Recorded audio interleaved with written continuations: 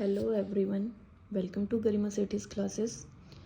बहुत टाइम के बाद दोबारा से वीडियोस शुरू की हैं क्लास 10th के लिए, क्योंकि क्लास 10 के एग्ज़ाम्स आ रहे हैं, फाइनल एग्ज़ाम्स हैं और स्पेशली बोर्ड एग्ज़ाम्स।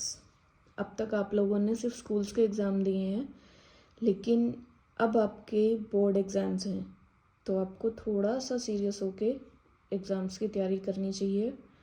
आने ही वाले हैं, आई थिंक 21 से स्टार्ट है आप लोगों के, है ना।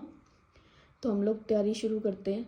क्विक रिवीजन है ये आपके लिए। मैंने इम्पॉर्टेंट डेफिनेशंस और फॉर्मूलाज की ये वीडियो बनाई है, एंड तक ज़रूर देखें और होप कि ये वीडियो आपको पसंद आएगी और आपकी बहुत यूज़फुल है ये वीडियो, क्योंकि इसमें सारी डेफिनेशंस हैं आपकी, और आपके जो भी इम्पोर्टेंट फॉर्मूलाज चैप्टर में यूज़ हुए हैं वो सब इसी में है।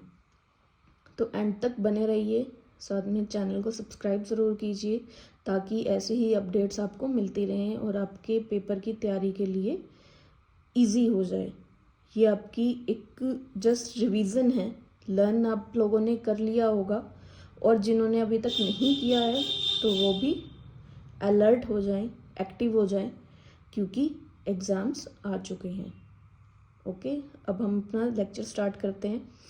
आज का जो हमारा सेशन है वो है डेफिनेशंस और फॉर्मूले का।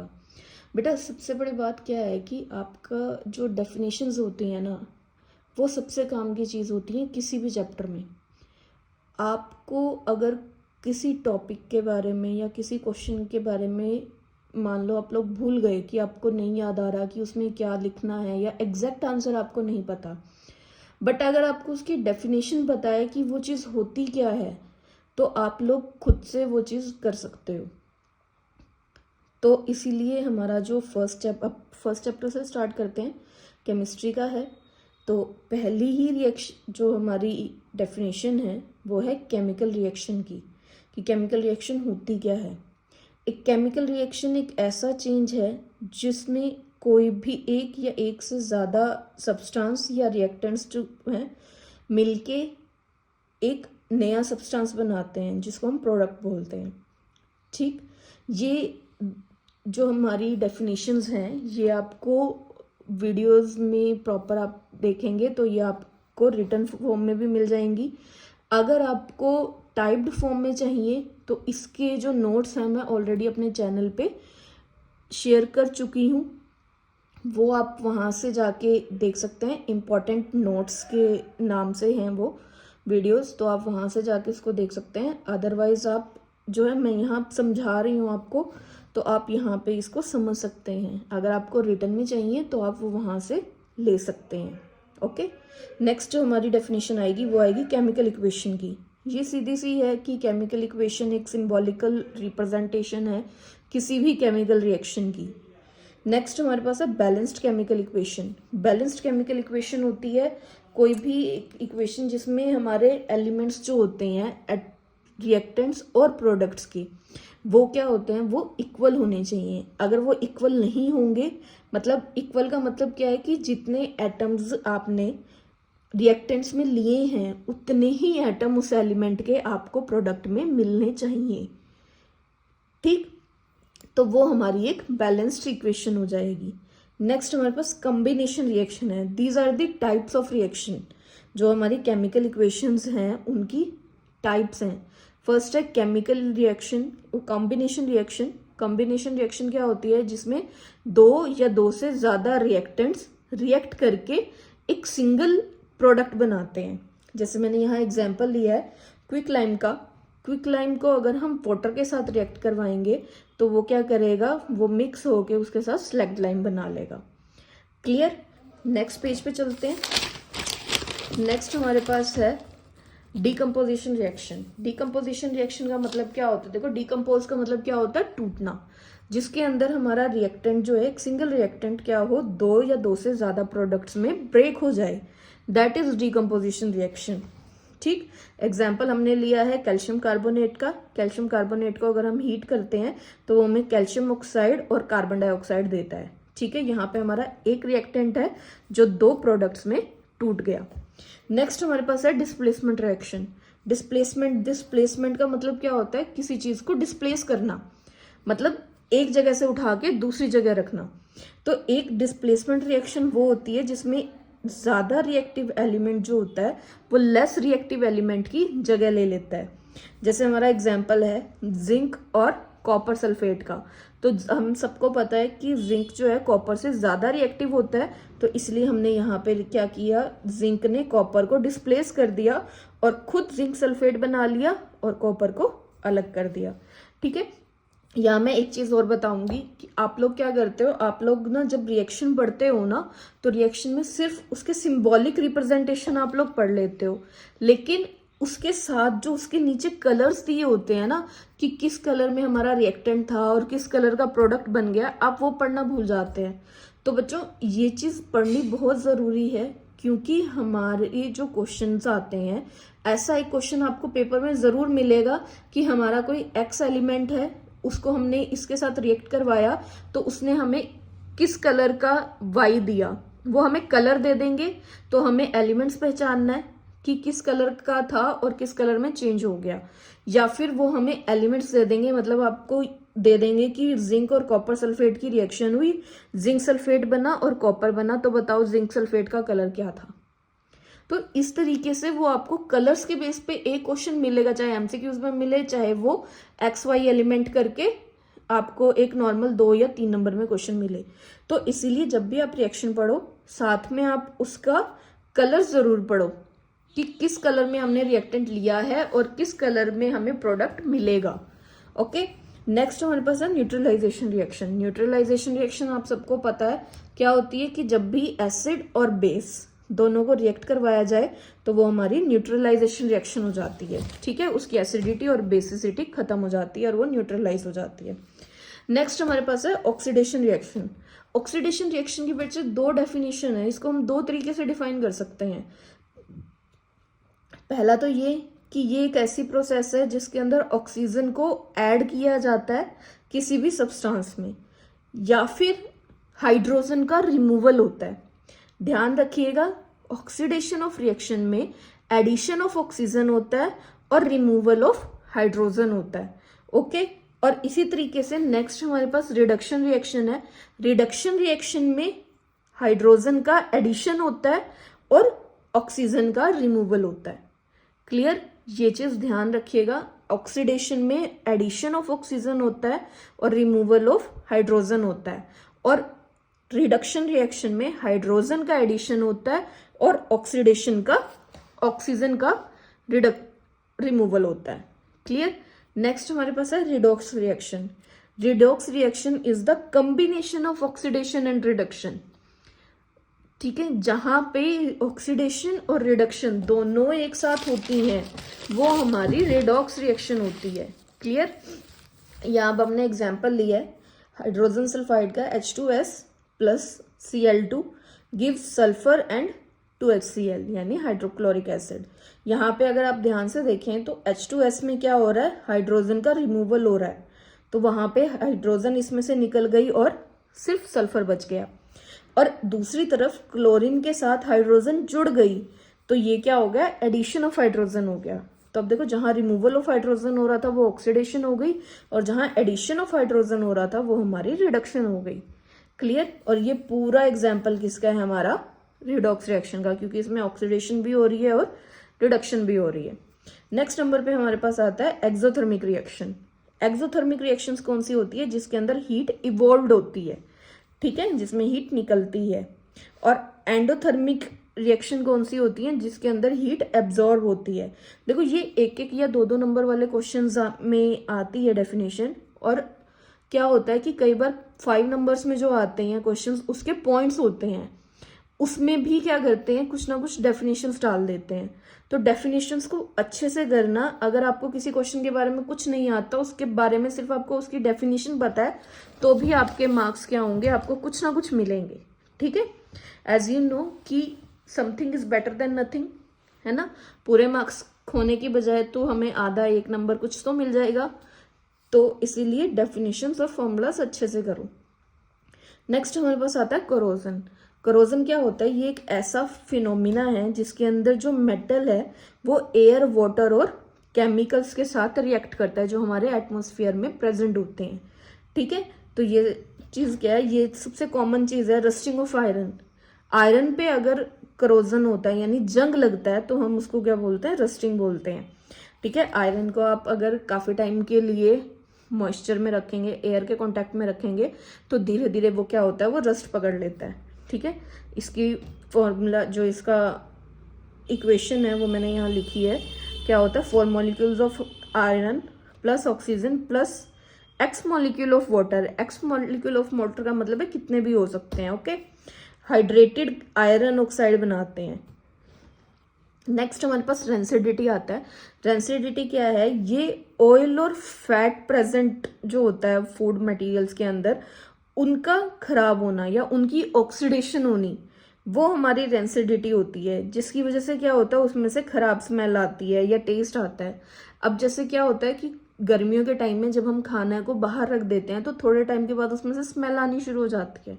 वो क्या है, वो रेंसिडिटी है, क्योंकि जो ऑयल और फैट्स हमारे खाने में अवेलेबल था उसने क्या किया, उसने एयर के साथ रिएक्ट कर लिया। ठीक, यहाँ पे हमारा फर्स्ट चैप्टर की जो डेफिनेशंस हैं वो खत्म होती हैं। नेक्स्ट है हमारा सेकंड चैप्टर है जो है एसिड और बेस का। तो फर्स्टली तो हमारी एसिड की ही डेफिनेशन आती है। हमारा एसिड क्या है, those chemical substances which have a सोर test and turn blue litmus solution red. ये सबसे कॉमन इसकी डेफिनेशन है, आप याद रख सकते हैं इसको। ओके, ये हमारी छोटे होते से जब से हमने एसिड पढ़ना शुरू किया तब से यही डेफिनेशन हमें पढ़ाई जाती है। नेक्स्ट हमारे पास जो इसकी डेफिनेशन होती है नेक्स्ट इज कि वो सब्सटेंस जो H पॉजिटिव आयन देते हैं एक्वस सॉल्यूशन के अंदर, मतलब जब उनकी इलेक्ट्रोलाइसिस होती है या फिर उनको वाटर में मतलब उनको ट्रीट किया जाता है वाटर के साथ, तो वो क्या करते हैं, वो H पॉजिटिव आयंस देते हैं। सिमिलरली नेक्स्ट हमारे पास है बेस।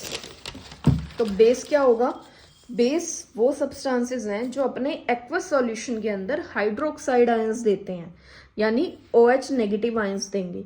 ठीक है, तो वो हमारे बेस होते हैं। नेक्स्ट है डाइल्यूशन। डाइल्यूशन क्या होती है, mixing of acid and base with water.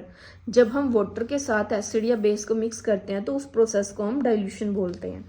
Next है इंडिकेटर्स। इंडिकेटर्स आप सबको पता है कि वो सब्सटेंस होते हैं जब भी उनको एसिड या एल्केलाइन सॉल्यूशन में डाला जाता है तो वो क्या करते हैं, उनकी या तो कलर चेंज हो जाता है या ऑर्डर चेंज होती है, मतलब उनकी स्मेल चेंज हो जाती है, जिसकी वजह से हमें ये पता चल जाता है कि जिस सॉल्यूशन में हमने उसको डाला है वो एसिड है या बेस है। तो इंडिकेटर्स भी आगे 2 टाइप के होते हैं, सिंथेटिक और ओल्फैक्टरी। तो सिंथेटिक और इंडिकेटर्स जो होते हैं वो क्या करते हैं, वो अपना कलर चेंज करके बताते हैं कि ये एसिड है या बेस है। और ओल्फैक्टरी इंडिकेटर्स में क्या होता है, उनकी स्मेल चेंज हो जाती है। ठीक है, जब उनको एसिडिक या बेसिक मीडियम में डाला जाता है तो उनकी स्मेल चेंज हो जाती है। नेक्स्ट हमारे पास आता है पीएच। पीएच क्या होता है, पीएच एक ऐसा नंबर है जो इंडिकेट करता है कि एसिडिक नेचर या बेसिक नेचर क्या है सॉल्यूशन का, कि उस जो हमारा पीएच है वो एक ऐसा नंबर है जो ये बताएगा कि हमारे सॉल्यूशन क्या है, एसिडिक है या बेस है। ठीक, अब बात आती है कुछ फॉर्मूलाज हैं, देखो इसके अंदर ये बहुत यूजफुल हैं, इनके बारे में काफ़ी बच्चों को नहीं पता और ये मोस्टली पूछे जाते हैं। जैसे अब कॉमन सॉल्ट है, कॉमन सॉल्ट को सोडियम क्लोराइड बोलते हैं। सोडियम क्लोराइड होता है NaCl, इसका फॉर्मूला है। Next caustic soda. Caustic soda का क्या होता है हमारा, sodium hydroxide, that is NaOH। ठीक, नेक्स्ट है ब्लीचिंग पाउडर। ब्लीचिंग पाउडर को हम क्या बोलते हैं, कैल्शियम ऑक्सीक्लोराइड। कैल्शियम ऑक्सीक्लोराइड का फॉर्मूला क्या होगा, CaOCl2। देखो ये इनके कॉमन नाम है, bleaching powder, caustic soda, common salt, इनको हम नॉर्मली ऐसे बुलाते हैं, ये साइंटिफिक हैं, साइंस की लैंग्वेज में हम इसको इस तरीके बुलाते हैं और ये इसका फॉर्मूला है। ठीक है, बेकिंग सोडा है, बेकिंग सोडा क्या हो गया, सोडियम हाइड्रोजन कार्बोनेट हो गया या सोडियम बाइकार्बोनेट जो होता है NaHCO3। ठीक, वॉशिंग सोडा है, वॉशिंग सोडा का क्या आएगा, सोडियम कार्बोनेट।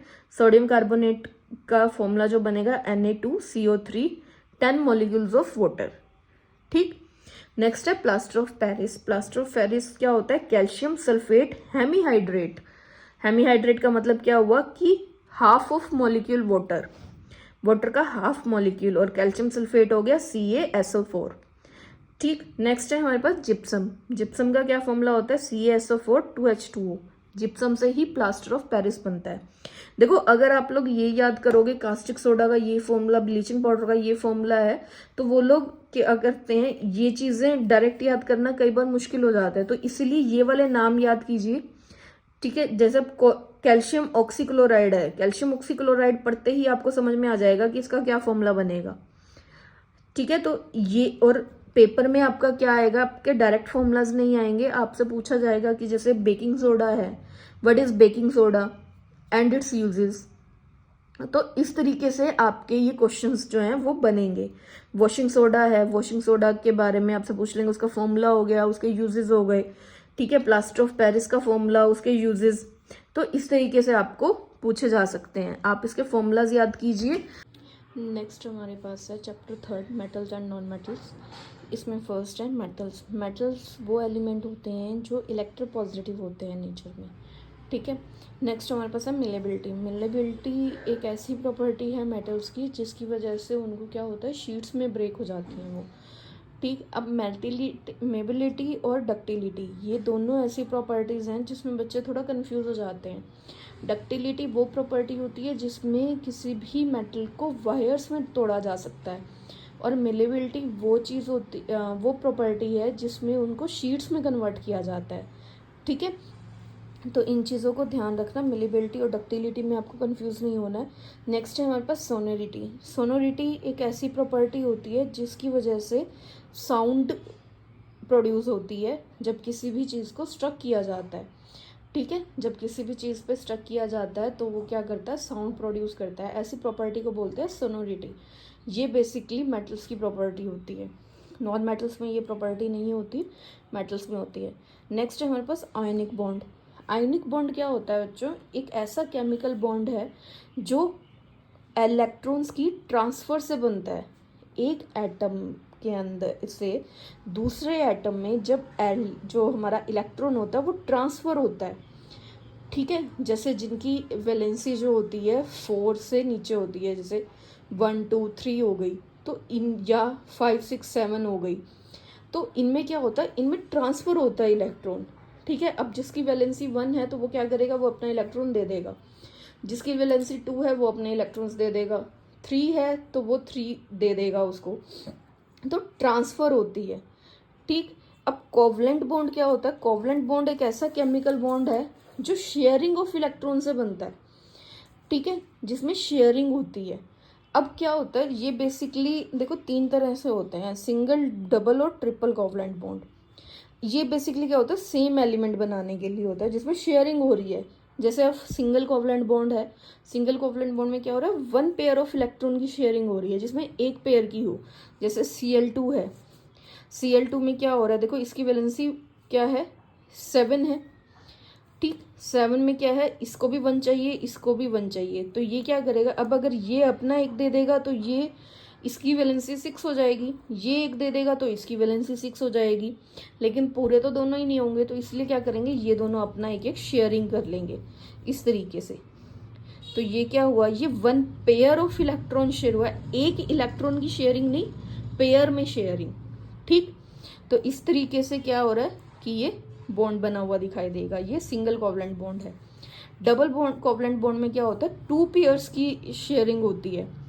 ठीक है, 2 पेयर्स में क्या हो, जैसे ऑक्सीजन है, O2 है, O2 में क्या हो रहा है कि इसकी वैलेंसी 6 है, इसकी वैलेंसी 6 है, इसको 2 चाहिए, इसको भी 2 चाहिए, तो ये तो क्या करेंगे, ये अपने 2 की शेयरिंग कर लेंगे इस तरीके से, और ये क्या करेंगे, ये 2 यानी डबल बॉन्ड बना लेंगे। ठीक है, नेक्स्ट है हमारे पास triple covalent bond. Triple covalent bond में क्या होगा, जहाँ पे 3 पेयर्स ऑफ इलेक्ट्रॉन की शेयरिंग हो। ठीक, जैसे N2 है, N2 की वैलेंसी 5 होती है, लास्ट में 5 आएंगे इसके, तो इसको भी क्या है 3 चाहिए, और इस वाले को भी 3 चाहिए, तो ये अपने 3 की शेयरिंग कर लेगा, तो ये एक ट्रिपल कोवलेंट बॉन्ड बनाएगा। ठीक है, आयनिक बॉन्ड और कोवलेंट बॉन्ड अब आपको समझ में आया। आयनिक बॉन्ड में तो क्या हो रहा है, ट्रांसफर हो रहा है इलेक्ट्रॉन, और कोवलेंट बॉन्ड में क्या हो रहा है, शेयरिंग हो रही है। ठीक है, नेक्स्ट हमारे पास एलॉयज है। एलॉयज क्या होते हैं, होमोजीनियस मिक्सचर होते हैं 2 या 2 से ज़्यादा मेटल्स के। ठीक है, या फिर कुछ मतलब या फिर मेटल और कुछ एक मेटल नॉन मेटल्स की, सारी नॉन मेटल्स नहीं ये कंबाइन करती, कुछ मेटल्स नॉन मेटल्स करती हैं। ठीक है, जैसे हमारे पास ब्रास है, ब्रास क्या है, कॉपर और जिंक का एलॉय है।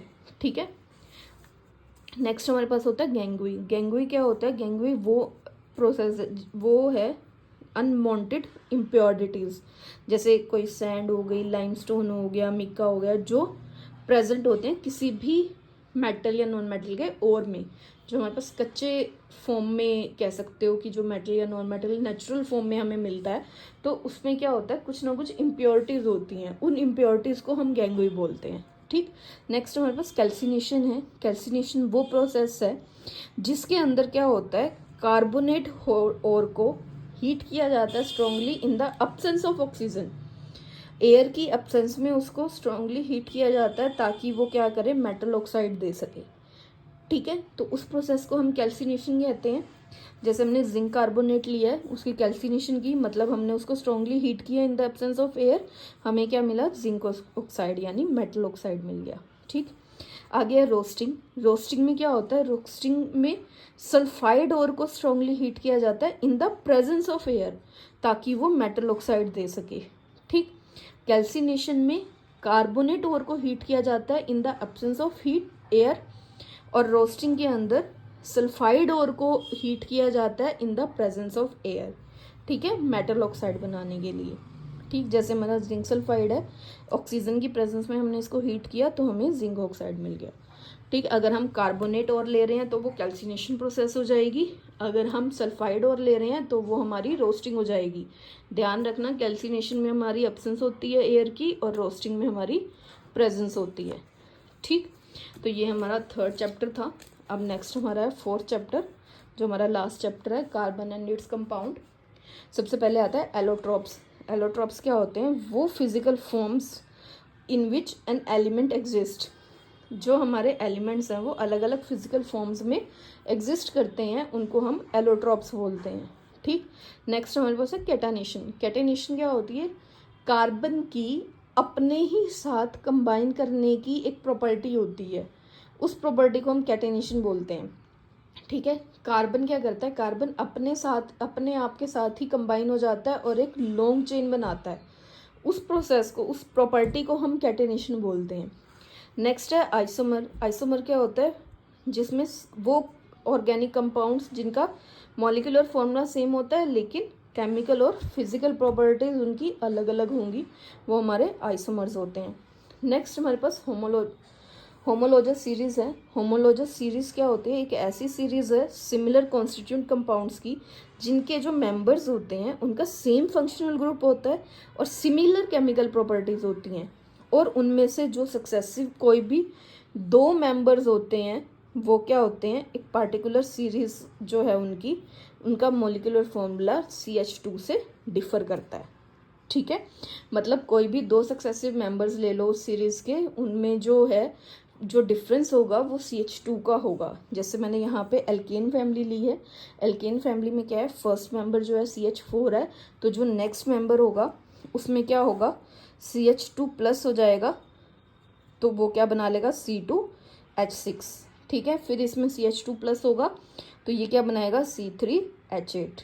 ठीक है, तो होमोलोजस सीरीज क्या हो गई, एक ऐसी सीरीज हो गई कंपाउंड्स की जिसके जो मेंबर्स होते हैं उनका सेम फंक्शनल ग्रुप होता है और सिमिलर केमिकल प्रॉपर्टीज होती हैं, साथ साथ उनके कोई भी दो सक्सेसिव मेंबर्स आप उठा लो, वो क्या करेंगे, एक उनका जो मॉलिक्यूलर फॉर्मूला है वो CH2 से डिफर होगा। ठीक है, नेक्स्ट हमारे पास सब्स्टिट्यूशन रिएक्शन है। सब्स्टिट्यूशन रिएक्शन क्या है, इसमें क्या होता है, एक रिएजेंट रिप्लेस करता है एटम को या किसी ग्रुप को उसके रिएक्टेंट से। ठीक है, तो उसको हम सब्स्टिट्यूशन रिएक्शन बोलते हैं। नेक्स्ट हमारे पास हाइड्रोकार्बन्स हैं। ये ऐसे कार्बन कंपाउंड्स हैं जिसमें सिर्फ हाइड्रोजन और कार्बन होती है। ठीक है, जैसे हमारा मीथेन है, CH4, C और H, कार्बन और हाइड्रोजन होंगे इसके अंदर। नेक्स्ट हमारे पास क्या है, हाइड्रोकार्बन्स के ही आगे टाइप्स होते हैं, सैचुरेटेड हाइड्रोकार्बन्स और अनसैचुरेटेड हाइड्रोकार्बन्स। सैचुरेटेड हाइड्रोकार्बन्स कौन से होते हैं, एल्केन्स आते हैं इसमें। बेसिकली एल्केन क्या हो गए, जिसके अंदर जो कार्बन एटम्स हैं वो सिंगल बॉन्ड से अटैच होते हैं। ठीक है। कार्बन जो है, कार्बन एटम्स हाइड्रोजन से सिंगल बॉन्ड से कनेक्टेड होंगे। जैसे मीथेन में है C single bond H, single bond H, H, H, 4H है जो सिंगल बॉन्ड से अटैच्ड है, ठीक है। नेक्स्ट हमारे पास अनसैचुरेटेड हाइड्रोकार्बन्स है। इसके अंदर दो आते हैं, एल्कीन्स और एल्काइंस। एल्कीन्स वो होते हैं पहले तो अनसैचुरेटेड हाइड्रोकार्बन्स देखो। अनसैचुरेटेड हाइड्रोकार्बन्स क्या होते हैं, जिसके अंदर कार्बन एटम्स जो होते हैं वो डबल या ट्रिपल बॉन्ड से अटैच हों, ठीक। सैचुरेटेड हाइड्रोकार्बन से जिसके अंदर कार्बन एटम सिंगल बॉन्ड से अटैच होते हैं। अनसैचुरेटेड हाइड्रोकार्बन्स होते हैं जिसके अंदर कार्बन एटम डबल बॉन्ड या ट्रिपल बॉन्ड से अटैच होते हैं, ठीक। अब इसमें आगे एल्कीन्स और एल्काइंस हैं। एल्कीन्स आ जाएंगे जिनमें डबल बॉन्ड होगा, और एल्काइंस आ जाएंगे जिसमें कार्बन कार्बन ट्रिपल बॉन्ड होगा, ठीक है। इसमें डबल बॉन्ड हो गया और इसमें ट्रिपल बॉन्ड हो गया, क्लियर। नेक्स्ट हमारे पास है एल्काइल ग्रुप। एल्काइल ग्रुप क्या होता है, ये एल्काइल ग्रुप कहाँ कैसे बनता है, अगर हम एल्केन मॉलिक्यूल में से हाइड्रोजन एटम को, एक हाइड्रोजन एटम को रिमूव कर दें तो वहाँ पे हमारे पास एल्काइल ग्रुप बनता है। जैसे CH4 में से एक H को रिमूव कर दिया जाए तो CH3 बनेगा, यानी ये मिथाइल ग्रुप बन गया, ठीक है। वो ग्रुप जो एक हाइड्रोजन एटम के रिमूवल से बनता है उसको हम एल्काइल ग्रुप बोलेंगे, ठीक। नेक्स्ट हमारे पास हेलो एल्केन्स है। हेलो एल्केन्स क्या होते हैं, जब एक हाइड्रोजन एटम एल्केन का रिप्लेस हो जाए हेलोजन एटम से, ठीक है। हेलोजन एटम से, जैसे CH4 जो है यही है एल्काइल ग्रुप का आगे, इसमें स्पेसिफिक कर दिया हेलोजन एटम्स को। हेलोजन एटम्स हो गए हमारे पास क्लोरीन हो गया, ब्रोमीन हो गया, आयोडीन हो गया, ठीक है। इनसे अगर रिप्लेस हो जाए तो हमारा क्या होगा, हेलो एल्केन्स हो जाएंगे, ठीक। नेक्स्ट मैंने आपको इसमें फॉर्मूलाज बताए हैं कुछ। ये फॉर्मूलाज जो हैं ये आपको IUPAC PAC नेम में भी बहुत हेल्पफुल होंगे आपको। अगर किसी का नोमेनक्लेचर आता है कि आपको इस कंपाउंड का नाम बताना है तो आप इसके अकॉर्डिंग भी बता सकते हैं। देखो ये कुछ पहचान है उनकी। एल्केन्स जो होते हैं ना, एल्केन्स का जो फॉर्मूला बनेगा वो CnH2n+2 बनेगा, ठीक है। जहाँ पे n आपका कोई भी इंटीजर हो सकता है, 1 2 3 4 कुछ भी, तो उसके अकॉर्डिंग आप एल्केन्स बनाएंगे, ठीक है। और उसी के अकॉर्डिंग आपके नाम आ जाएंगे। जैसे अगर मैं लूँ n की वैल्यू, अगर मैं 1 ले लूँ तो क्या हो जाएगा, C1H2+2 4, ठीक है। तो ये क्या बन गया, CH4, यानी हमारा मीथेन बन गया, एन पीछे लग गया, ठीक है। नेक्स्ट हमारे पास एल्कीन है। एल्कीन का फॉर्मूला होता है CnH2n, क्लियर। तो CnH2n में क्या हो गया, C1H2, तो ये हमारा क्या बन जाएगा, मीथेन बन जाएगा, ठीक। और इसकी जो पहचान होती है वो ये फॉर्मूला होता है इसका, C डबल बॉन्ड C, ठीक है। इसके साथ आगे H जो भी है जुड़े होंगे। उसके बाद हमारा एल्काइन आएगा। एल्काइन में क्या है, CnH2n-2, ठीक है। ये इसका बेसिक फॉर्मूला है। इसी से आप एल्काइंस बना सकते हैं, आप याद कर सकते हैं इसको, देख सकते हैं कि ये आपका एल्कीन बन रहा है या नहीं बन रहा है। हेलो ग्रुप है। हेलो ग्रुप्स में आपका X जुड़ा होगा। X कुछ भी हो सकता है, Cl, क्लोराइड, ब्रोमीन, आयोडीन, इन तीनों में से कुछ भी हो सकता है। हेलोजन ग्रुप हो गया बेसिकली ये। अल्कोहल ग्रुप किसको कहेंगे, जिसके पीछे OH लगा होगा, ठीक है। जहाँ आपका OH लगा होगा वो आपका अल्कोहल ग्रुप हो जाएगा। नेक्स्ट एल्डिहाइड ग्रुप है। एल्डिहाइड ग्रुप की पहचान क्या होती है कि उसके पीछे CHO लगा होता है, क्लियर। उसके पीछे क्या लगा होगा, CHO लगा होगा। कीटोन ग्रुप की पहचान क्या होगी, उसमें C डबल बॉन्ड O होगा, ठीक है। उसके अंदर क्या होगा, कार्बन ऑक्सीजन डबल बॉन्ड होगा। कार्बोक्सिलिक एसिड ग्रुप की पहचान क्या होती है, COH होती है, ठीक है। तो इस किसी भी कार्बोक्सिलिक एसिड ग्रुप होगा अगर, तो वो COH होगी उसके पीछे। यहाँ आपका केमिस्ट्री की डेफिनेशंस और फॉर्मूलेज ये इम्पॉर्टेंट जो थे वो मैंने आपको बता दिए। इसके अलावा नेक्स्ट हम वीडियो लेके आऊँगी, उसमें आपको बायो के और फिज़िक्स के भी ऐसी फॉर्मूलाज और डेफिनेशंस मैं आपके साथ शेयर करूँगी। तो अभी तक जिन्होंने सब्सक्राइब नहीं किया चैनल को, प्लीज़ सब्सक्राइब कर दीजिए, वीडियो को लाइक कीजिए और कमेंट करके मुझे बताइए कि आपको ये वीडियो कैसी लगी, ताकि मैं और अच्छी वीडियोस आपके लिए बना सकूं, ठीक है। All the best for your exams. अच्छे से प्रिपरेशन कीजिएगा और ऐसे ही गरिमा सेठी क्लासेस को देखते रहिए। बाय।